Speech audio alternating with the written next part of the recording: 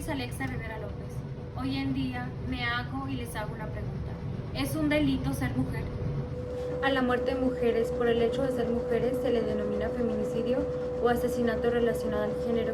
Se vincula a un delito de odio contra las mujeres, justificado socioculturalmente por la dominación a la mujer por parte del hombre, acompañado por la impunidad social y del Estado.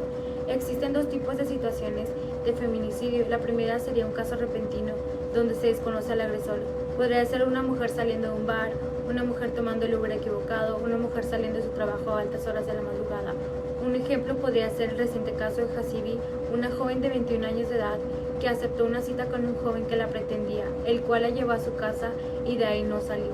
La asfixió y la enterró en un kinder cerca de su domicilio, ocasionándole violencia física y sexual.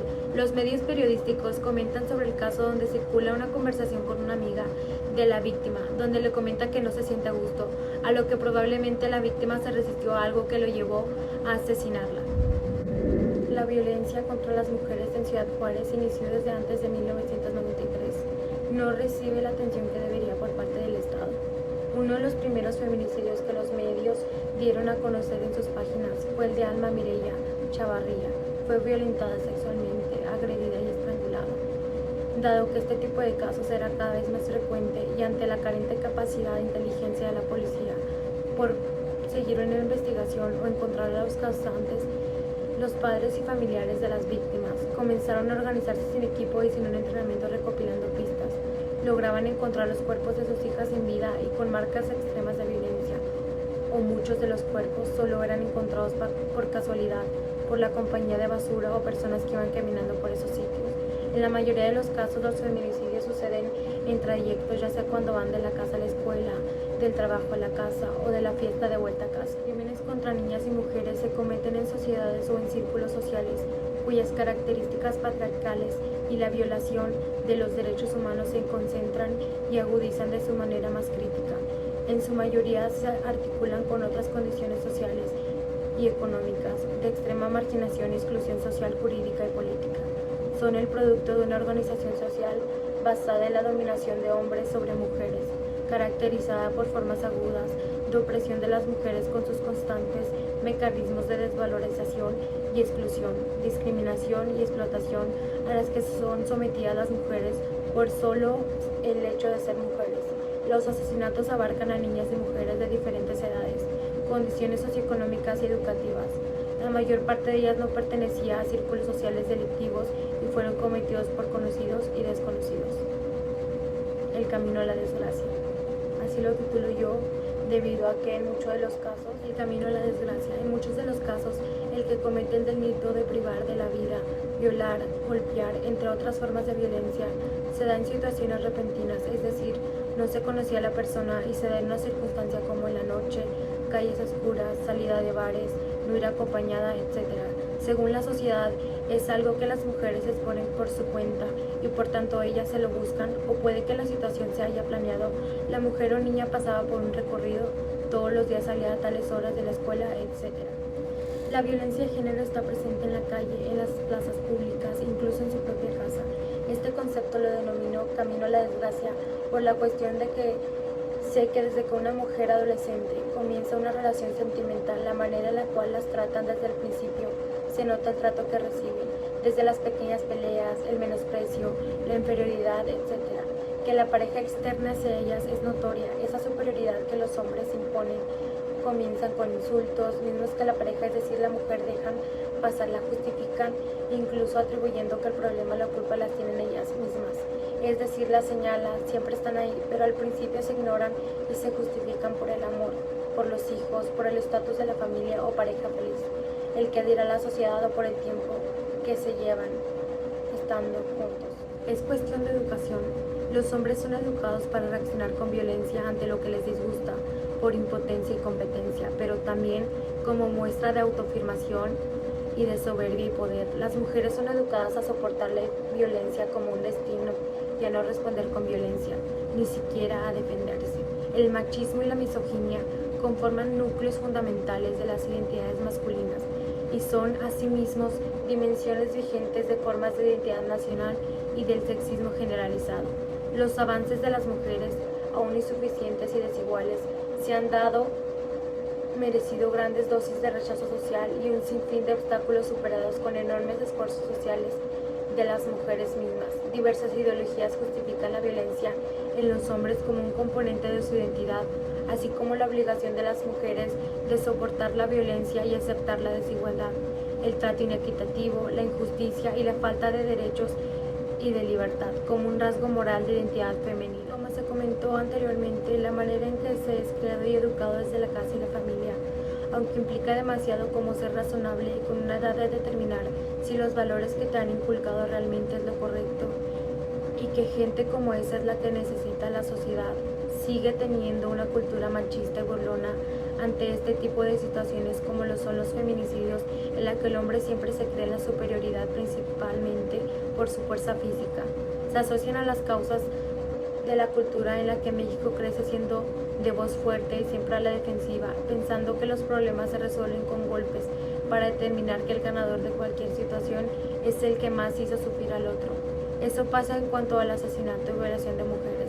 La cultura mexicana piensa que el maltrato hacia las mujeres resulta normal porque el papá se lo hacía a la mamá y ella siempre estaba para él e incluso la atendía y mejor lo respetaba. Otra cosa que se asocia a las posibles causas es la migración de personas de estados del sur, como lo son Veracruz, Oaxaca, Chiapas, Durango, etc., en busca de una mejor calidad de vida. Por ende, Ciudad Juárez está formado por personas de muchos otros estados o ciudades, siendo las personas extranjeras hombres los principales sospechosos de actividades violentas por el pensamiento de nada que perder en una ciudad en la que nadie te conoce, o bien hacer actividades ordenadas por otros, es decir, hacer el trabajo sucio en su desesperación de llegar a una ciudad nueva, desconocida y sin un trabajo o apoyo económico. Para ellos la edad no existe. Las niñas y las mujeres asesinadas en México tenían distintas edades, entre ellas había niñas, ancianas, mujeres jóvenes, mayores y adolescentes. Pertenecían a todas las clases sociales y estratos socioeconómicos, aunque la mayoría eran pobres o marginales. Algunas fueron mujeres ricas de clase alta y abarcan analfabetas con estudios básicos, otras eran más estudiantes, técnicas universitarias, posgraduadas y con excelencia académica, aunque la mayoría tenía pocos estudios o ninguno. En su relación con él o los agresores eran desconocidas, desconocidos, cónyuges, amigas, había entre ellas solteras, casadas, ex-esposas, unidas, novias, exnovias, hijas, hijastras, madres, hermanas, nueras, primas, suegras y allegadas, vecinas empleadas, jefas, subordinadas, estudiantes, desempleadas, bailarinas, campesinas, maestras, vendedoras, meseras, modelos. Algunas fueron encerradas, otras secuestradas, todas fueron torturadas, maltratadas, atemorizadas y vivieron miedo y humillaciones. Unas fueron golpeadas hasta la muerte, otras estranguladas, decapitadas, colgadas, acuchilladas, balaceadas. Algunas fueron mutiladas, atadas, encastoladas, empacadas, encajueladas, envajilladas, encementadas, descuartizadas, quemadas y tiradas. Juárez, una ciudad sin ley. Ciudad Juárez, Chihuahua, México. Muchas veces me molesté escuchando en los medios y en las noticias la ciudad más violenta del mundo, muertes, muertes y más muertes. Me daba coraje, incluso llegué a pensar que se exageraba el tema, hasta que nos tocó vivir esa ola de violencia en la ciudad. Por ahí del 2008 y 2010 tuve que tirarme al piso y evitar llorar para que no me tocara una bala en el parque, cerca de la escuela, cerca de mi casa e incluso en el supermercado. Desde ese entonces mi perspectiva cambió y temí por mi vida por primera vez y por la de mi familia. Era pequeña y siempre me preguntaba por qué la policía siempre llega 1 o 2 horas después. Entonces me di cuenta que efectivamente miles de crímenes, homicidios y feminicidios en esta ciudad están impunes, que no hay leyes, que nada se investiga y que nada se resuelve en una ciudad sin leyes, que nada te ampara y que incluso te presentas como víctima y terminas como un víctima. El comportamiento de la sociedad, los que gritan versus los que se ríen y contribuyen al feminicidio, el silencio social, la idea de que hay problemas más urgentes y la vergüenza y el enojo que no culminan a transformar las cosas sino a disminuir el hecho y demostrar que no son tantas las muertas en Juárez. ¿Hasta cuándo son muchas? La sociedad y los valores de esta solidaridad y empatía ahorita están perdidos y muchos en la sociedad simplemente los dejaron de lado y otros están luchando por los que tienen y exigen un cambio. Los dos bandos, los que gritan, los feminicidas y la violencia de género despierta a muchos y a otros los duermen.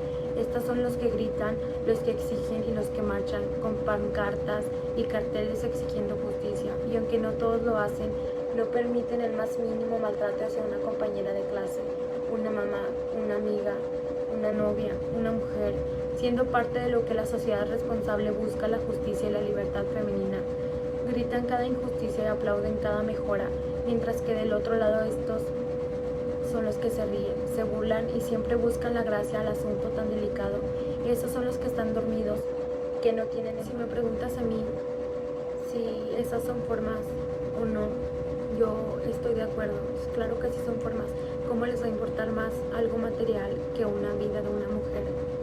Siendo que puede ser esa tu mamá, tu hermana, tu mejor amiga, una conocida, o sea o no una persona que conozcas. Claro que duele, claro que te lastima que nos estén matando. Esto es algo que debería de terminar y deberíamos de tomar conciencia todos sobre lo que está pasando realmente. A cada minuto de cada semana nos roban amigas, nos matan hermanas, destrozan sus cuerpos y los desaparecen. No olviden sus nombres,